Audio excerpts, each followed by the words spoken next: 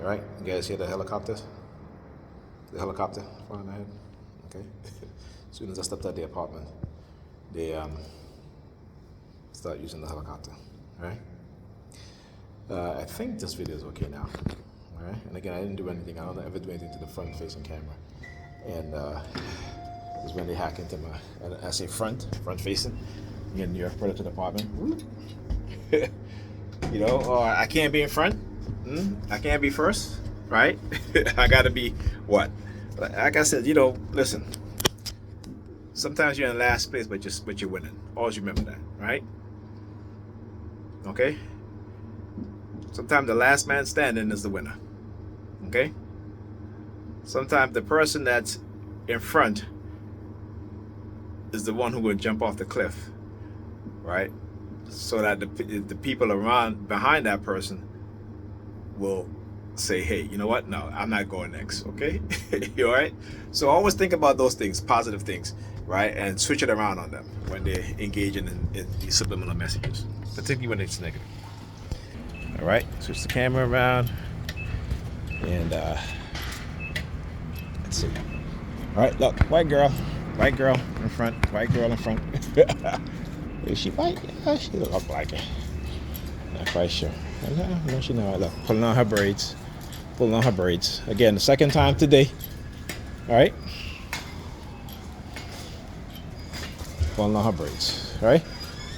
Oh yeah. You hear the sirens? They're engaging in a heavy dose. You know, usually around the holidays, they start targeting me like this heavily, right? Because again, whenever there's any sort of special event or a holiday, they will target me and use Pam to target me to cause a rift so that, you know, I'll be like, you know what, F that, I'm not dealing with this shit, right? To try to ruin our Thanksgiving. You know what I'm saying? To try to ruin my birthday, to try to ruin the kids' birthday if we're going to go out with the kids and stuff like that. And over the years, they've done it, and I've fought back against it heavily, you know, for the most part, right? Like I said, now that doesn't mean that there are times when it didn't affect me to the point where I end up leaving. And again, that's because I didn't fully realize and understand. I should say, I didn't really fully understand what they were doing and how they were engaging in psychological operation against me. Right? This is what they were doing. And as I said, they're smoking a cigarette. Blowing the smoke. See what I say? Like the guy that try to, you know, light weed. I talk about how they just blow weed in front of me and behind me when they're smoking weed. You know, this is what they do. Okay? So I said the word engage. So engage, and you hear the car honking. And if you go back to this video, I'm gonna upload this video and just doing the video that I'm doing right now on the computer. I just pause it while I go pick up Alyssa. But I want you to understand exactly what's being done. There you go. Noise again. Noise attacks again. All right. Noise attacks again. And what's this car doing? Palmer, Texas plate.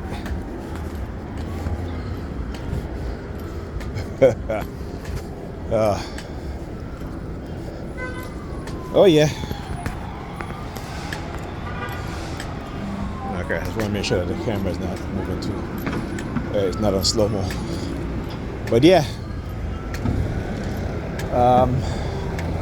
You know, I gotta wait for Pam. So she texts me.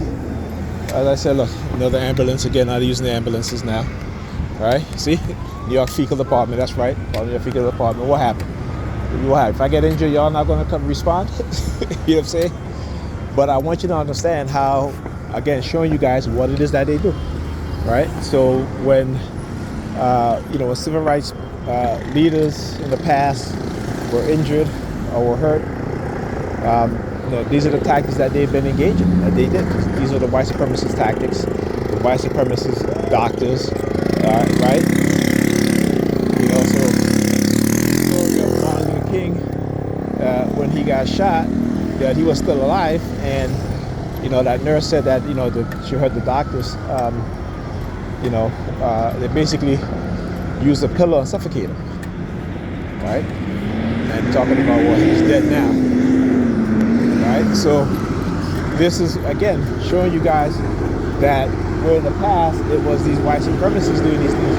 Now they have the very same people, the very people who they oppress and who they've killed our leaders are constantly seeking to destroy young black leaders, right? They attack you when you're young. You don't know, because, again, this is why I talk about the fire truck, see?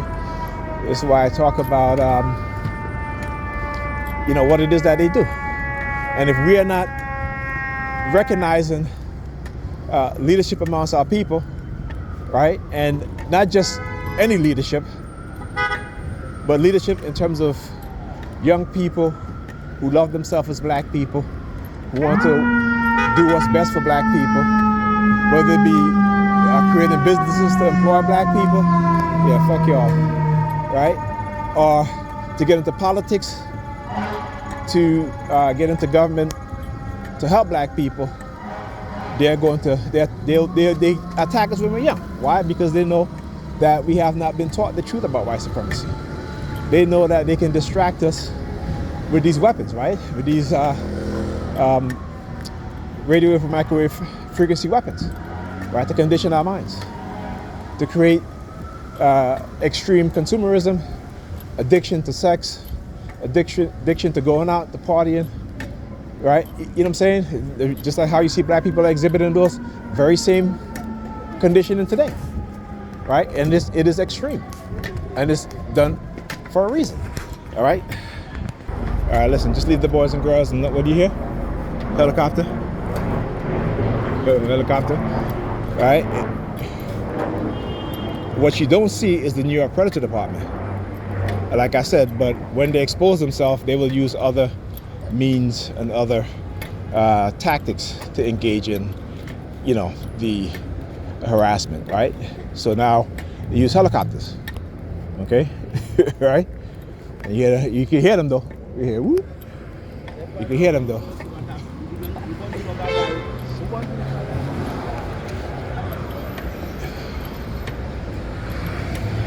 All right. So this is what they do.